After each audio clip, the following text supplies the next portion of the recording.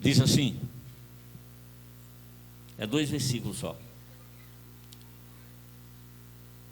E havendo Deus, antigamente falado muitas vezes e de muitas maneiras aos pais, pelos profetas, nos falou nestes últimos dias, pelo Filho, a quem constituiu herdeiro de tudo, por quem fez também o mundo. Aleluia! Louvado seja Deus. Apenas esses 2 versículos para nós começarmos a entender o que o escritor aos Hebreus está falando, do que ele, por que ele está falando. Esses 2 versículos aqui apenas, irmão, ele nos dá toda a compreensão da carta aos Hebreus. Só apenas esses 2 versículos, você não precisa, não é? Você já tem um pensamento da carta aos Hebreus. Deus já tinha falado muito pelos profetas, muitos profetas, de várias maneiras, mas agora o escritor aos Hebreus, ele está dizendo, por último, ele nos tem falado pelo o seu Filho. Aleluia! Quando você olha para a palavra de Deus, você começa a ver e a entender. Nas Escrituras tem aproximadamente 300 referências sobre Jesus Cristo, aonde ele ia vir, como ele ia ser rejeitado pelos homens, como ele não ia ser aceito, como ele ia morrer e também como ele ia ressuscitar. Louvado seja Deus. As Escrituras, irmão, ela não falha. Louvado seja Deus. Os judeus, eles sabiam que Jesus ia nascer. Eles sabiam que o Messias, ele ia nascer. Eles tinham até o lugar, porque ele estava dizendo lá, olha, vai nascer em tal lugar. Do seu sofrimento, Isaías disse, varão de dores, 53, de Isaías, rejeitado, homem não aceito pelos homens, era um homem sem aparência, sem formosura. E aí Daniel, no capítulo, eu vou ser bem rápido aqui, Daniel no capítulo 9, versículo 25, Daniel vai falando quem era o Messias, como ele ia vir, como ele ia ser, que ele ia nascer, que ele ia ser tirado, que ele ia morrer. E aí você vai ver Zacarias capítulo 9, versículo 9, Zacarias também diz, olha, ele vai vir como rei, ele vai andar em Jerusalém, ele vai ser recebido, vai ter honras de rei. E Jesus veio antes da sua morte, ele andou em Jerusalém, foi recebido como um rei, com a sua entrada triunfal, como está lá no Salmo, dizendo, Hosana ao que vem em nome do Senhor. Aleluia! Esse é o nosso Jesus Cristo, que foi recebido, né? E aí ele foi crucificado, ele foi morto, né? Que eu estou adiantando, mas ele também foi ressuscitado. E sobre a sua cruz ali, Pilatos colocou uma acusação. Mateus capítulo 27, né? E o versículo 37. Qual era a acusação que tinha ali sobre a cruz? Jesus Cristo, o Rei dos Judeus. Aleluia, não era uma acusação, era uma afirmação. O texto diz acusação, mas era uma afirmação. E agora o escritor aos Hebreus aqui tem uma passagem muito interessante para nós, porque tem gente que não entende o livro de Hebreus, não estuda o livro de Hebreus, não tem uma compreensão do livro de Hebreus, e até mesmo não é muito ensinado para nós o livro ou o tratado dos Hebreus. Mas nós vamos entender aqui porque Deus agora tem nos falado através do seu Filho, por quê e para quê. E você vai entender como a carta aos Hebreus, ela é atual também para nós hoje. Mas não foi escrito para os Hebreus? Sim. Toda a ênfase que Deus colocou, não foi no profeta, não foi nos profetas, não foi nos sacerdotes, não foi no sacrifício, não foi em Moisés, não foi em Abraão, não foi em Jacó, não foi em Isaac. Toda a ênfase agora Deus chama para o seu Filho Jesus Cristo. Aleluia! A quem o fez herdeiro, criador do mundo. Todas as coisas foram criadas por Ele. Aleluia! Mas o escritor escreve aqui para um povo, os hebreus, que antigamente, né, depois do pós-exílio, eles foram chamados judeus. Lá atrás eles também foram chamados de Israel. Desliga aí para mim, por favor. Mas agora eles voltam a ser chamados hebreus novamente. Quem eram esses hebreus aqui que estavam recebendo essa mensagem? Eram aqueles irmãos que aceitaram o evangelho, aqueles irmãos judeus, de nacionalidade, de raça, que eles aceitaram o evangelho e estavam dispersos em algum lugar, fugindo da perseguição, ou alguns que já tinham aceitado Jesus e já estavam em seu lugar ali, e agora eram perseguidos e estavam querendo negar a sua fé. Estavam fugindo, porque a perseguição era grande, perdiam seus bens, as suas coisas, a sua família, e eles estavam muito desanimados. Eles não tinham, estavam querendo voltar atrás. E eu quero que você entenda nessa noite. Aqui tem gente com pensamento de voltar atrás. Aleluia.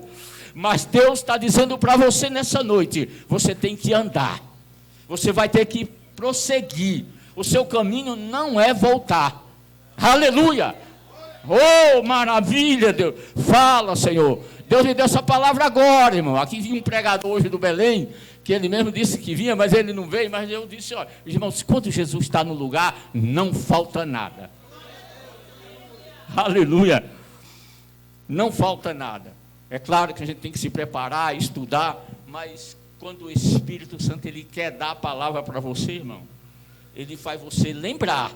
Não é que ele vai colocar na sua cabeça onde não tinha, não. Ele faz você lembrar. E você sabe que o Espírito Santo, Deus, ele é muito organizado. Ele até organiza o pensamento para você, deixa tudo fácil. E a palavra nesta noite é para alguém que entrou aqui, triste, desanimado, desesperado, angustiado. Sua aparência parece que está boa, mas você não está tão bem assim. Só quem sabe da sua vida é Deus, é o Espírito Santo. Por isso ele tem essa palavra para você. E aqueles hebreus, irmãos, ele estava querendo voltar para trás. Ele estava voltar para trás mesmo, é a palavra. Ele estava querendo desistir. A perseguição era muito grande. Ele já tinha sofrido. Ele estava um risco muito grande de perder os seus bens. A perseguição era grande contra eles. O Império Romano. Lembre-se que era o Império Romano que dominava todo mundo aqui nessa época. E o que eu quero dizer para você nesta noite é que esta carta, a ênfase dela em Jesus Cristo, é para dizer: não volte para trás, não olhe para trás. Aleluia. E o que eu vou falar aqui, você sabe muito bem e até melhor do que eu. Quantas vezes você está na rua e você vai evangelizar? Aquele pessoal que está ali, drogado, travesti, o que seja lá, qualquer que seja. Aí você vai dar uma palavra, você vai evangelizar ele. E aí ele diz, começa a cantar um hino para você.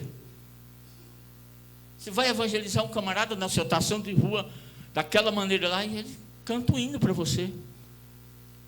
Prega para você. Diz um texto para você. E vai falar para você: olha, eu conheço muito bem, eu vivi dentro de uma igreja, eu sei toda a estrutura de igreja. E sabe mesmo. Sabe o que aconteceu com ele? Olhou para trás. Olhou para trás. Aleluia. Não teve força.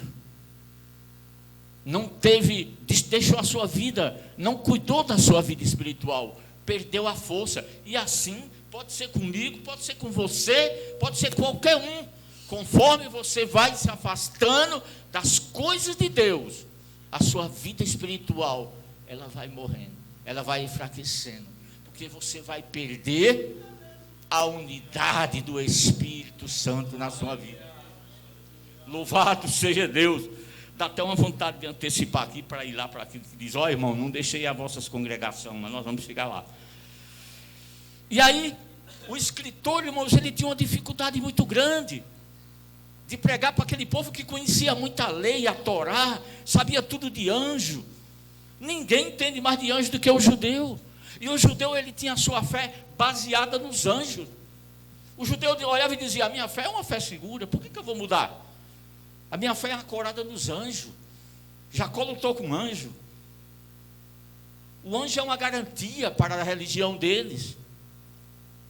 Aí o escritor aos Hebreus diz: olha, um anjo, os anjos não são maior do que Jesus Cristo.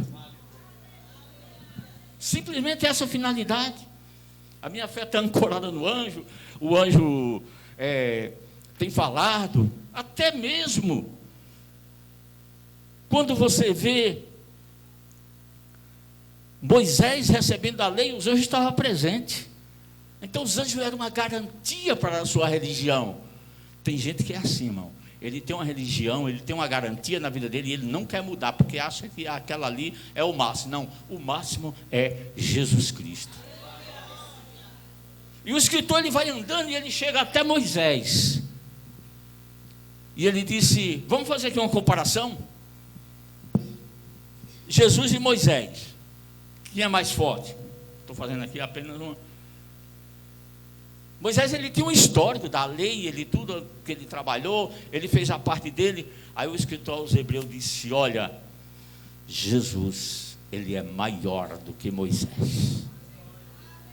Moisés fez aquilo ali que era ali propício fazer, mas Jesus, ele é maior do que Moisés.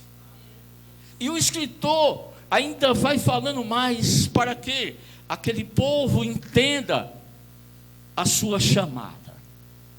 Agora eu quero te chamar a atenção aqui para você prestar atenção em uma coisa. No ano que essa carta foi escrita aqui para os Hebreus, depois você pesquisa, muita gente que estava ali viu Jesus Cristo.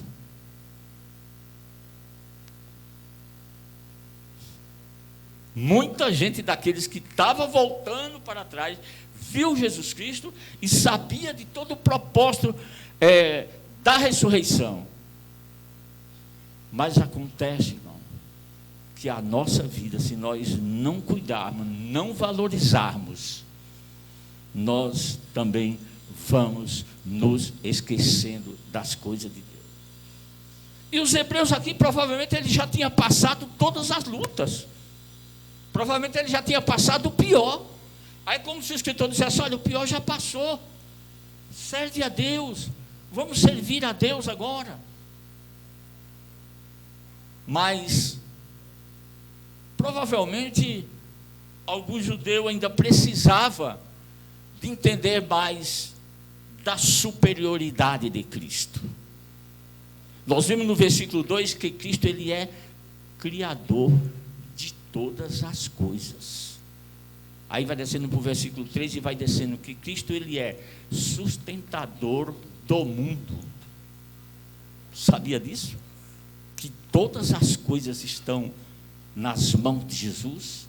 Todo esse mundo mal, tudo que você vê aí, muita gente achando que Deus perdeu o controle, que não, tudo está na mão de Jesus.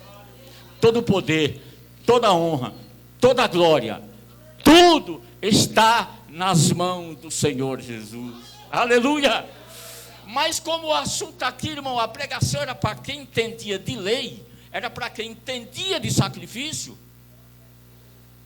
porque ninguém melhor do que um judeu para saber o que é o sacrifício, a hora do sacrifício, a hora de fazer as suas obrigações. O judeu muito religioso.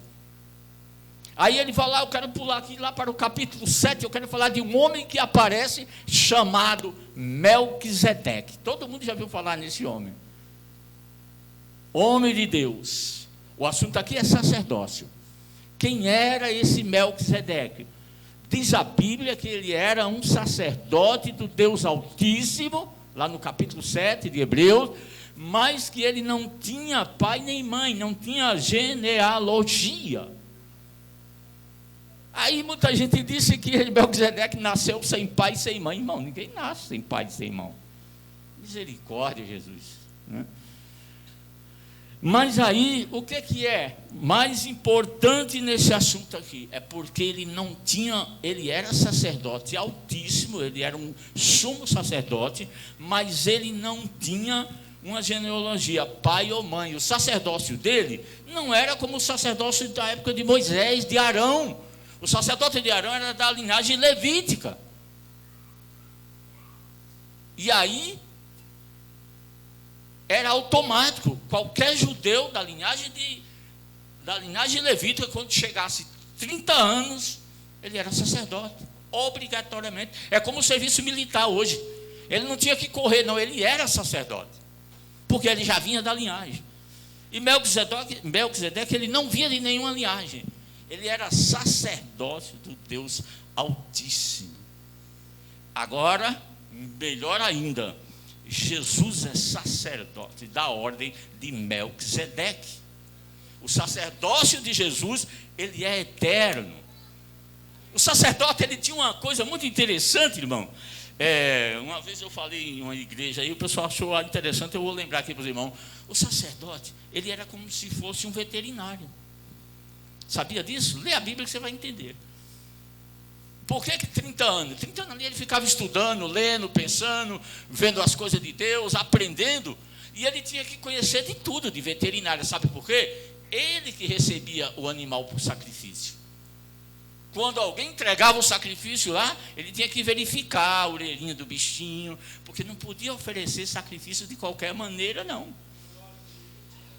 O sacrifício teria que ser, a origem do sacrifício teria que ser perfeita. Aleluia. Você tem oferecido um sacrifício perfeito para Deus? Aleluia. A graça é tão boa que não tem julgado eu nem você. A gente oferece sacrifício de qualquer maneira aí e acha que Deus recebe. Você acha? Amém, irmão? Vocês estão aí? Aleluia. Louvado seja Deus. E Melquisedeque, irmão, como sacerdote, sumo sacerdote do Deus Altíssimo. Vocês sabem, todos sabem. Se não sabia, vai saber agora. Jesus Cristo, enquanto ele viveu na terra, ele não foi sacerdote. Ele não exerceu o sacerdócio. Porque, olha, a Bíblia diz que Cristo, ele cumpriu toda a lei. Nem sacerdote ele foi. Porque ele era da tribo de Judá. E para ser sacerdote, ele teria que ter nascido da tribo de Levi. Mas ele é sacerdócio eterno. Aleluia! Ele oferece sacrifício, ofereceu um sacrifício único por mim e por você. E não precisa mais ser reparado. O sacrifício dele foi para toda a eternidade. Aleluia! O escritor, irmão, ele consegue ainda e vai nos falando, ainda nos ensinando tudo que nós possamos aprender através de Jesus. Aí nós vamos para o capítulo 9 e vai falar sobre o sacrifício que era feito. Como que era feito? O sacrifício tinha um lugar santo, tinha o santo do santo. E no santo do santo, ali onde era oferecido o sacrifício, havia um lugar para a expiação do pecado. Olha que interessante, no santo do santo havia um lugar para a expiação do pecado. E quando a gente ouve as músicas, os hinos que tem aí, falando do santo, nunca fala do pecado, mas o pecado era expiado, ou seja, era apagado, era tentado ali cobrir, né? A expiação, a propiciação, ou seja, uma troca que fazia, derramava aquele sangue para pagar o pecado do homem. Você entendeu o que Jesus fez por você? Aí o escritor vai dizer, não é sangue de bode, não é sangue de touro, não. Agora foi um sacrifício perfeito. Agora foi o sangue de Cristo. Aleluia! O sangue de Cristo, irmão, ele é tão poderoso, o escritor aos Hebreus que diz que ele purifica até a sua consciência. Você entendeu? Você já viu alguém purificar? Você nem sabe onde está a sua consciência, mas o sangue de Cristo vai lá e purifica. Aleluia! Aleluia! Glorifique a Deus, irmão, por essa oportunidade. Purifica. Como é que eu sei que o sangue... Eu vou dizer agora, você vai entender. Quantas pessoas, irmão, foram pessoas ruins, pessoas más, pessoa que não tinha dó de ninguém, não era complacente com ninguém, pessoa ruim de natureza. Mas depois que o sangue de Cristo entrou na vida dela, aleluia, entrou no seu coração, na sua mente, aí ele foi transformado. E nós podemos ver a prova viva de alguns irmãos que tiveram nova vida em Cristo, ou seja, foram reconciliados no sangue de Cristo para Deus, ou seja, era inimigo de Deus e fez as pazes com Deus. Por isso que você está aqui hoje, nessa noite. Aleluia! Você não é mais inimigo de Deus, você agora é filho de Deus, filho por adoção. E o escritor, ele vai falando mais ainda, irmãos, e ele vai dizendo uma coisa muito interessante. Lá, já vou lá para o versículo 10, capítulo 10, e ele vai falando de uma coisa muito interessante, que é contraditório os dias de hoje. Ele disse: irmãos, não deixei as vossas congregações, como é costume de muitos. O deixar aqui não é você ir de um lugar, não é você congregar. O deixar aqui é você sumir de uma vez. Sabe como, né?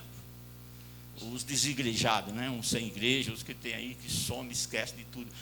O escritor aos Hebreus, ele diz, irmão, que nós devemos estar juntos, numa mesma fé, no mesmo pensamento e no mesmo propósito. Aleluia! E aí nós vamos entender, irmão, o que Jesus ele pode fazer por nós, pela nossa vida. O escritor ainda vai dizendo, se eu vou andando mais, ele vai dizer que a palavra de Deus, ela vai lá dentro de você. Na divisão do corpo, alma e espírito. Ninguém consegue dividir o homem. Você pode estudar na biologia, onde você quiser. O máximo que você vai achar é 2 partes, corpo e alma, ou 3 partes, corpo, alma e espírito, como diz a Bíblia, mas você não consegue dividir. Mas a palavra de Deus, ela divide você. Corpo, alma e espírito. Ela vai até a sua medula. Você sabe onde está a sua medula? Não sabe? A palavra de Deus, ela vai lá. Ela acha a sua medula. Aleluia! Então aqui, irmão, nós estamos nesta noite para participar deste ato tão grandioso que Jesus fez por nós. Quando eu olho para os dias atuais, irmão, eu vou falar uma coisa aqui e você vai entender. A mensagem da cruz. Quando eu falo a mensagem da cruz, não é só a cruz.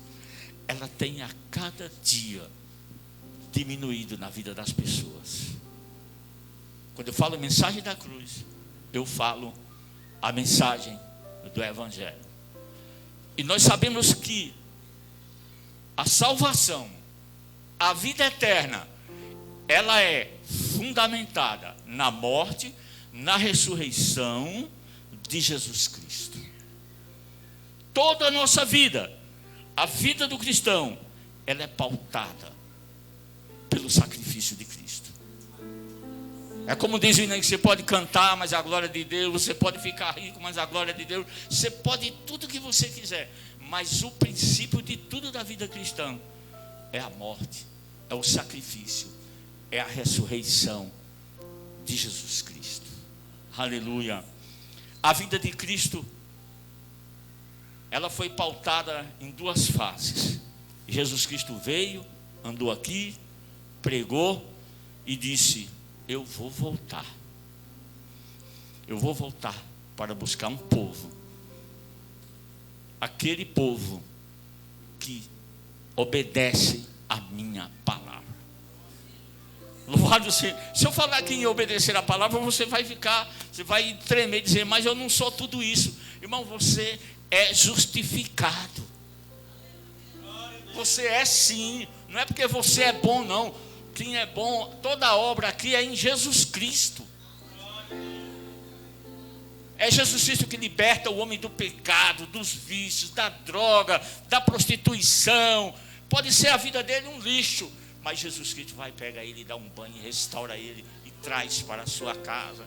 Purifica a consciência dele. Irmão, estão com a consciência purificada? O apóstolo Paulo, ele diz, irmão, vocês têm a mente de Cristo.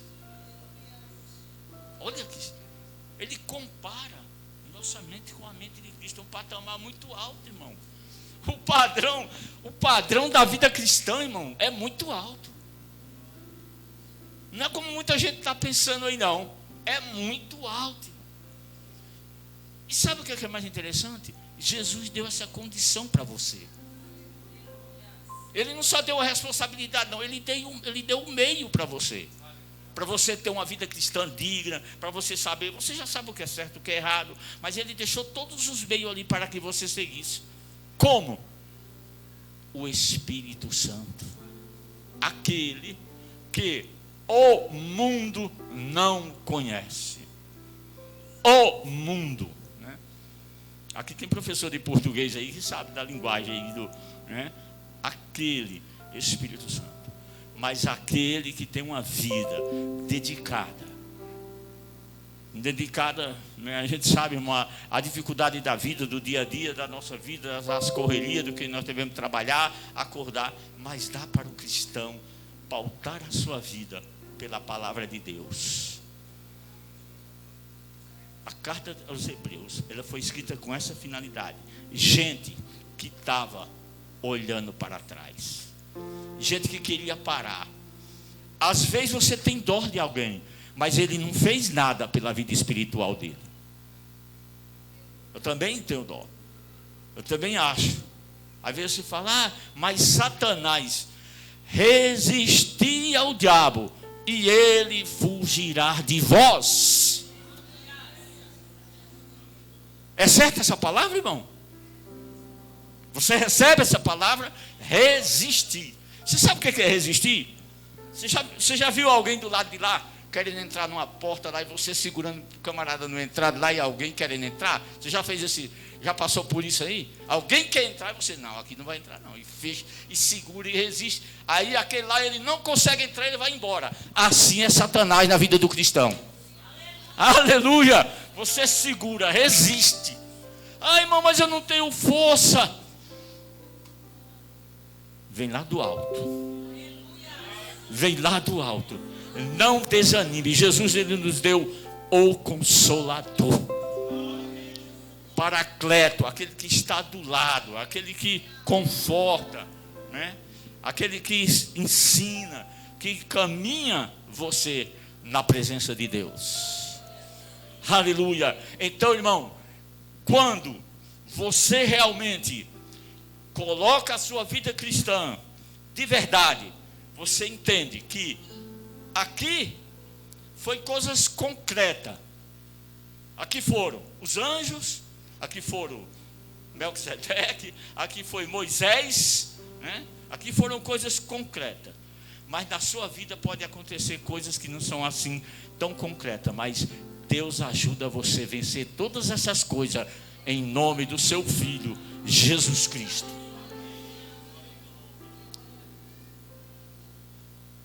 Você não vai achar que o anjo é maior do que Jesus. Você não vai achar que Moisés ia achar. Mas tem gente que tem coisa aí. Tem coisa aí. Presta bem atenção nessa palavra, irmão. Tem coisa aí que não é tão grande assim e às vezes atrapalha a nossa fé. Não é nem um Moisés, não é nem nada de tão importante que a gente poderia colocar em primeiro lugar. Aí você coloca coisas que são supérfluas, coisas sem importância, no lugar de Jesus Cristo. Então nessa noite, irmão, eu e você que entrou aqui, eu sei que tem porque tem. Tem gente que entrou aqui pensando em voltar para trás. Tem gente aqui que entrou querendo desistir. E aí a palavra é: Jesus é maior do que tudo isso que você está passando. É maior do que toda a sua aflição. É maior do que tudo aquilo que parece tão grande para você. Irmãos, nós temos um grande defeito de colocar os problemas, a dificuldade, a falta de dinheiro, a saúde acima de Jesus. Mas quando é pela fé, você reconhece que Jesus é maior do que tudo isso, porque Ele já venceu. Em todas as coisas, nós somos mais do que? Essa palavra no original foi falada aqui essa semana, que quer dizer super vencedores. E eu ainda vou mais esquentar ela ainda. Você sabe o que é um super vencedor? Também no original, é alguém que nem lutou, alguém lutou por ele. Quem? Jesus. Aleluia. Louvado seja o nome do Senhor. Irmãos, que Deus os abençoe. Essa é a palavra nessa noite.